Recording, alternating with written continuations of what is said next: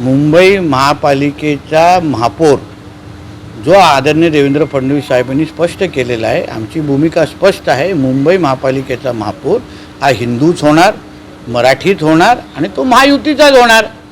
आणि म्हणून आज जे सकाळी मी सांगितलेलं, आम्ही हिंदू आहोत, उर्दू नाही।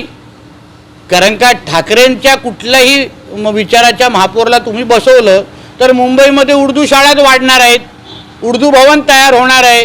कारण का उद्धव ठाकरे मुख्यमंत्री असतानाच्या काळामध्ये नवाब मलिकाच्या पत्रावर त्यांनी मुंबईमध्ये उर्दू भवन चालू करण्याचे काम सुरू केलं होतं। मुंबईमध्ये मराठी शाळा किती कमी झाल्या आहेत बघा आणि उर्दू शाळा किती वाढल्या आहेत बघा। मग जसं आता मदरसामध्ये आता जसं उर्दू शिकवायला सुरू झालेले आहेत ना, तसं उद्या ठाकरेंची सत्ता आली तर मराठी शाळा बंद करून तिथे उर्दू शाळा सुरू करतील। म्हणून मी स्पष्ट करून टाकलेलं आहे की आम्ही हिंदू आहोत, उर्दू नाही। आमच्या मुंबईमध्ये, आमच्या महाराष्ट्रामध्ये हिंदूच चालणार आणि मराठीच बोलणार।